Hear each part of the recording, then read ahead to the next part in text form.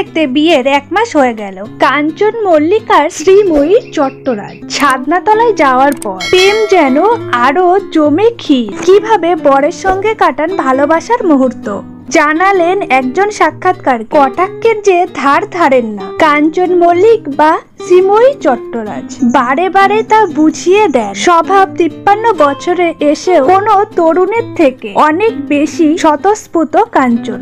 একেবারে মেহেন্দি থেকে শুরু করে সঙ্গীত, গায়ে হলুদ সবেতেই তিনি ভাগ নিয়ে পুরো উদ্দামে। এমনকি তিনি নিজের বিয়েতে কবজি ডুবিয়ে মাটানো খেয়েছেন। বয়সে অনেকটাই ছোট শ্রীময়ী, সবে 25 বছর, বয়সে দ্বিগুণ বড় কাঞ্চনকে বিয়ে করায় তিনিও কম টোল হয়নি। তাদের নিয়ে কটাক্ষ শুরু হয়েছিল বছর 3 আগে থেকে, যখন থেকে অভিনেতা বিধায়কের তার দ্বিতীয় স্ত্রী পিঙ্কি বন্দ্যোপাধ্যায়ের সাথে ডিভোর্সের ঝামেলা শুরু। তখন থেকে তৃতীয় ব্যক্তি হিসাবে বারবার অপমানিত হন শ্রীময়ী। নেটিজেনদের কটাক্ষের মুখে পড়তে হয়। কপালে জোটে ঘর ভাঙানির তকমা। আর এই অপমানের যন্ত্রণা থেকেই দীর্ঘদিনের বান্ধবীকে বিয়ের সিদ্ধান্ত নিয়ে ফেলেন কাঞ্চন। জানুয়ারিতে ডিভোর্স পেতেই ফেব্রুয়ারিতে আইনি বিয়ে সেরে ফেলেন। বিয়ের পর সম্ভবত প্রেমের নতুন জোয়ার এসেছে কাঞ্চন আর শ্রীময়ীর জীবনে। টুকটাক রোমান্টিক মুহূর্ত ভরপুর তাদের সংসার এখন। তাই তো